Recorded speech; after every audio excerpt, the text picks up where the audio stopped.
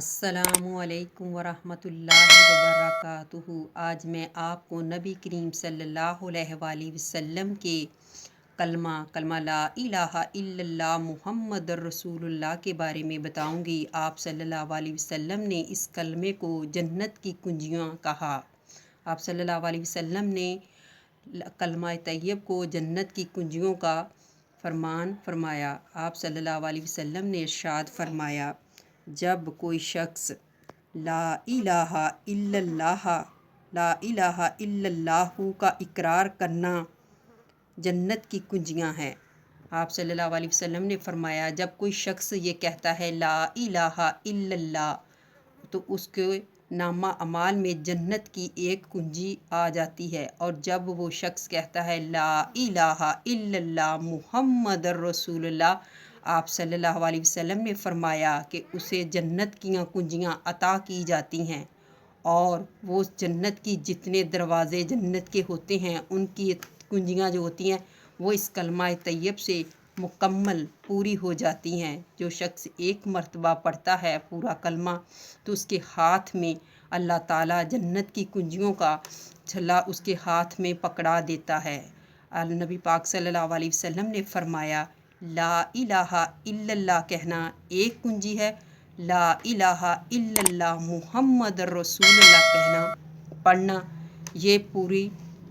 کنجیوں کا گچھا اس کے نامہ اعمال میں آ جاتا ہے۔ آپ صلی اللہ علیہ وسلم نے فرمایا،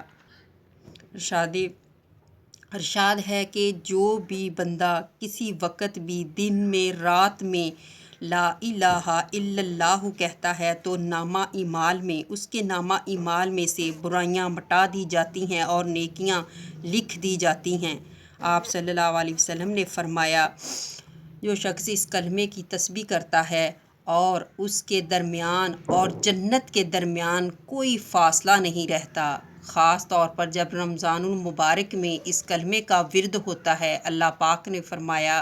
اس انسان کے درمیان اور جنت کے درمیان کوئی فرق نہیں ہوتا۔ جو یہ شخص پڑھتا ہے اللہ تعالیٰ اسے ڈائریکٹ جنت میں بلا لیتا ہے۔ آپ صلی اللہ علیہ وسلم نے کتنے پیارے اور کتنے خوبصورت انداز میں کتنے آسان لفظوں میں اس کی اتنی زیادہ فضیلت رکھی ہے اللہ پاک نے فرمایا، جو کلمہ طیب پڑھتا ہے اللہ تعالیٰ اس کے چہرے پر نور عطا کرتا ہے۔ جب وہ شخص میدان حشر میں قبر کے اندر سے باہر آئے گا، پہلے اس کے قبر سے نور نکلے گا اور نور کی کرنیں نکلیں گی، اور دیکھنے والے آس پاس والے قبر والے دیکھنے والے دیکھ کر حیران ہو جائیں گے کہ ہمارے قبر کے ساتھ یہ کس کی قبر تھی اور یہ کہاں سے روشنی کی شعاعیں آ رہی ہیں۔ جب وہ دیکھیں گے کہ وہ روشنی کی شعاعوں کے بعد جب وہ شخص باہر آئے گا اس کی روشنی کی شعاعیں وہ کلمہ طیب کی ہوں گی، اور اللہ تعالیٰ اس کا استقبال قبر میں نور کی کرنوں سے کرے گا، جو اللہ پاک کے محبوب کے کلمے کا ورد کرتا ہے، اور اس کی قبر سے نور کی شعاعیں میدان حشر والے دن نکلیں گی۔ اور جب وہ شخص فوت ہو جائے گا، آپ صلی اللہ علیہ وسلم نے فرمایا قبر کے اندر جائے گا، اور قبر کے اندر جب منکر کی سوال کرنے والے فرشتے آئیں گے اور آتے ہی اس کی قبر کو وسیع فرما دیں گے، اس کی قبر کو وسیع کر دیں گے، وسیع کر اس کی قبر کو اس کے نامہ اعمال کے بارے میں اس سے پوچھیں گے، اور سب سے پہلے اس کی زبان سے جب وہ پوچھیں گے تو وہ سب سے پہلے لا الہ الا اللہ محمد الرسول اللہ کا اقرار کرتا ہوا زبان اس کی اس لفظ کی گواہی دیتی ہوئی بولے گی، تو وہ فرشتہ سمجھ جائے گا یہ تو میرے محبوب کا دیوانہ ہے، یہ تو میرے محبوب کا امتی ہے، یہ تو میرے محبوب کا فرما بردار ہے، یہ تو اللہ کی حمد و ثنا کرنے والا ہے۔ وہ اس سے سوال پوچھنے کی کوئی گنجائش نہیں رکھے گا، اور وہ فرشتہ اپنا کام کرنا شروع کر دے گا، اور اللہ تعالیٰ کی رحمت سے فضل سے اس کے قبر کے پاس کوئی کیڑا، کوئی بچھو، کوئی سانپ، کوئی زہریلی چیز نہیں آئے گی۔ یہ کلمہ طیب اس کی قبر کو اپنی رحمت سے گھیر لے گا۔ جیسے انسان دودھ رکھ کر چولہے پر اس پر نگاہ رکھتا ہے کہ کہیں ابل کر گر نہ جائے، اسی طرح اللہ تعالیٰ اس کی قبر کی نگرانی کرے گا اور اللہ تعالیٰ اس کی قبر کو اپنی نگرانی میں رکھے گا۔ فرشتے اس کی قبر کی نگرانی کریں گے۔ جو کلمہ طیب کا ورد کرتا ہے اللہ تعالیٰ اس سے محبت کرتا ہے اور اس کی نعمتوں کا اجر اسے قبر کے اندر اندازہ ہو جائے گا۔ ابھی تو جنت کا فیصلہ بھی نہیں ہوگا جب تک اس کو قبر میں یہ نظارے مل جائیں گے۔ فرشتہ قبر میں اس کے لیے جنت کی کھڑکی کھول دے گا جس میں اسے تازہ ہوا اور رنگ برنگی خوشبوؤں کا احساس ہوگا اور انسان سمجھ جائے گا کہ اللہ تعالیٰ نے مجھے قبر میں سکون عطا کر دیا اور مجھے میری نیکیوں کا اجر اللہ تعالیٰ نے مجھے قبر میں عطا کر دیا۔ اللہ تعالیٰ اس فرشتے سے کہے گا کہ اس کے لیے قبر کو وسیع کر دے، اس کو کھلی کر دے، جہاں تک اس کی نظر جائے گی اتنی اس کی قبر وسیع کر دی جائے گی اور اس کو قبر میں سکون، امن، راحت ملے گا۔ ایک کلمہ طیب پڑھنے سے انسان کی زندگی سنور جائے گی۔ آپ صلی اللہ علیہ وسلم نے فرمایا جو شوق اور محبت اور پیار سے یہ لفظ ادا کرتا ہے اللہ تعالیٰ کے فرشتے اسی شوق اور محبت کے ساتھ اس کو اپنے نامہ اعمال میں، اس کے نامہ اعمال میں اتنے ہی پیار محبت سے لکھ دیتے ہیں۔ اللہ تعالیٰ فرماتا ہے جب انسان نیت کرتا ہے، اچھی نیت کرتا ہے، اچھی نیت سے وضو کرتا ہے، شوق اور پیار اور محبت کے ساتھ پڑھتا ہے، اللہ تعالیٰ اسے اسی شوق اور پیار محبت سے اپنی بارگاہ میں قبول و منظور فرماتا ہے۔ اللہ تعالیٰ سب پر رحمتیں اور فضل اپنا بنائے رکھے اور ہم سب کو کلمہ طیب کا پڑھنے کا ہمت، طاقت اور ورد کرنے کی توفیق عطا فرمائے اور نبی کریم صلی اللہ علیہ وسلم کے فرمانوں پر پورا اترنے کی توفیق عطا فرمائے۔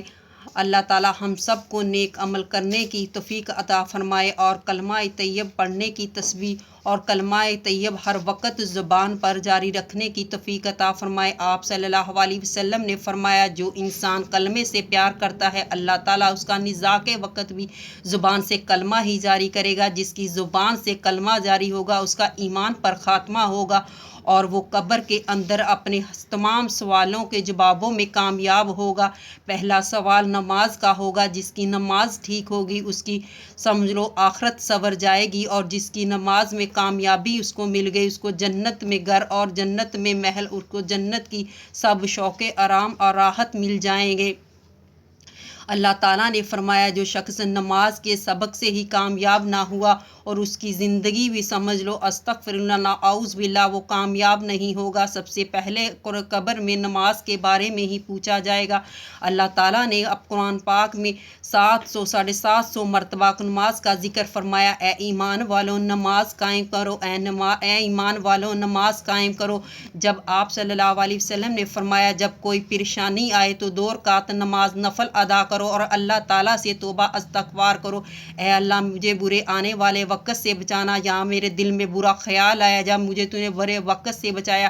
اللہ تعالیٰ مجھے آنے والے برے وقت سے بچانا۔ اس لیے آپ صلی اللہ علیہ وسلم نے فرمایا جب آپ کے دل میں جب آپ کو وقت برا لگے،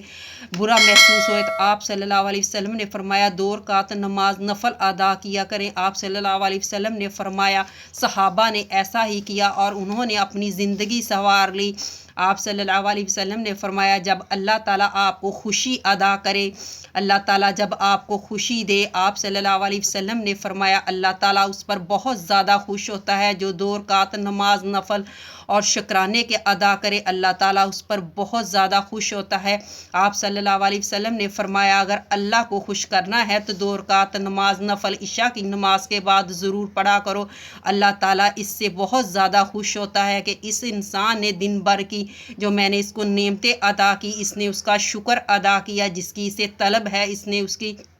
عاجزی کی۔ اللہ پاک کی رحمت سب پر برستی رہے۔ آپ صلی اللہ علیہ وسلم کے فرمانوں پر ہمیں پورا اترنے کی اللہ تعالیٰ توفیق عطا فرمائے۔ آپ صلی اللہ علیہ وسلم نے فرمایا شکرانے کے نفل ادا کرنے سے اللہ تعالیٰ بہت زیادہ خوش ہوتا ہے۔ ہو سکے تو رمضان میں سبھی دو شکرانے کے نفل ادا کیا کرو، جو دل میں حاجت ہو آپ صلی اللہ علیہ وسلم نے فرمایا اس کے بھی 2 نفل پڑھا کرو، اور دل میں حاجت جو ہو اسے بیان کیا کرو۔ اللہ پاک کا فرمان ہے جو لب مبارک سے بیان کرتے ہیں اپنی دلوں کی خواہشیں، دلوں کی پریشانیاں، دلوں کی حسرتیں، اللہ پاک کو وہ انداز بہت پسند آتا ہے کہ جب وہ انسان اپنے لب مبارک سے بولتا ہے۔ آپ صلی اللہ علیہ وسلم نے فرمایا اللہ کو ہر چیز کا علم ہے، آپ کے دل میں کیا ہے، آپ کی نیت میں کیا ہے، آپ کی نظر میں کیا ہے، اللہ سے کوئی بات چھپی ہوئی نہیں ہے، اللہ کو ہر انسان کا ہر راز کا معلوم ہے۔ اللہ پاک نے فرمایا جب وہ انسان اپنی زندگی کا معاملہ مجھ سے زبان سے بول کر کہتا ہے تو مجھے وہ بہت اچھا لگتا ہے۔ آپ صلی اللہ علیہ وسلم نے فرمایا جب مجھے کوئی تکلیف، کوئی پریشانی آتی، جب میں امت کی وجہ سے کوئی پریشانی ہوتا، میں نبی پاک صلی اللہ علیہ وسلم نے فرمایا جب میں اپنی امت کی وجہ سے پریشان ہوتا، میرے دل میں کوئی خیال آتا، آپ اللہ تعالیٰ فوراً حضرت جبرائیل علیہ السلام کو بھیج دیتے، جا کر دیکھ کر میرا محبوب دنیا پر کیوں پریشان ہے، کیا وجہ ہے، کیا راز ہے۔ حالانکہ خدا خود جانتا ہے کہ میرا نبی کیوں اور کس وجہ سے پریشان ہے، لیکن اللہ تعالیٰ نے پھر بھی جبرائیل علیہ السلام کو کوئی بھی نبی پاک کو کوئی بھی کام، کوئی بھی پریشانی، کوئی مسئلہ حال پیش آتا، آپ اللہ تعالیٰ اس جبرائیل علیہ السلام کے ذریعے اپنے محبوب سے معلوم فرماتے۔ جب جبرائیل علیہ السلام آتے، آپ صلی اللہ علیہ وسلم سے پوچھا، اللہ فرما رہا ہے اے میرے محبوب تجھے کس چیز کی ٹینشن، کس چیز کی پریشانی ہے، کس وجہ سے تو پریشان ہے۔ نبی مسکرا کر بولتا ہے اے جبرائیل علیہ السلام میں اپنی امت کی وجہ سے پریشان ہوں کہ جب مجھے براق پر بٹھایا جائے گا تو میری امت کا کیا حال ہوگا۔ جبرائیل علیہ السلام نے اپنے رب کی بارگاہ میں پیش ہو کر فرمایا کہ تیرا محبوب اس وجہ سے پریشان ہے، تو اللہ پاک جبرائیل کو بھیجتا ہے کہ جا میرے محبوب کو فرما کیا کہ محبوب تجھے بھی براق پر بٹھاؤں گا اور تیری امت کو بھی براق پر بٹھاؤں گا، اور تیری امت کو بھی براق پر بٹھا کر جنت میں لے کر جاؤں گا۔ میرے محبوب میرے ہوتے ہوئے تو پریشان نہ ہو، تیری امت کی خیر میرا رکھنا فرض ہے، میں تیری امت کی خیر کروں گا، انشاءاللہ تیری امت کو جنت میں اعلیٰ مقام عطا فرماؤں گا۔ میں نے تو تیری امت کو لاڈلی امت رکھ دی، لاڈلی امت قرار دے دیا ہے، میرے سب نبیوں سے امت تیری لاڈلی ہے، جس کی امت لاڈلی ہے اس کا نبی بھی لاڈلا ہے۔ سبحان اللہ، صدقے تے واری جاواں سونے دی شان تو جد بھی سوچیا اپنی امت دے بارے سوچیا، صدقے جاواں قربان جاواں سونے دے کلمے دا ورد کر دی جاواں، سارے بھین بھرا مل کے سونے دے کلمے دا ورد کرو، اپنی آخرت سوارو تے جنت دیاں کنجیاں اپنے ہتھاں چ تھما لو۔ کوئی پتہ نہیں انسان دا کد وقت نہیں زیادہ آ جانا ہے، زندگی دا پھر لمحہ پھر نہیں انسان نو ملنا، جڑا لمحہ ملیا ہے او سونے دے دیدار لی، سونے دے عملاں تے رج رج کے پورا کریے۔ سارے مل کے پڑھو لا الہ الا اللہ محمد رسول اللہ، کوئی غلطی خطا ہو تو معاف کر دینا۔ اللہ حافظ۔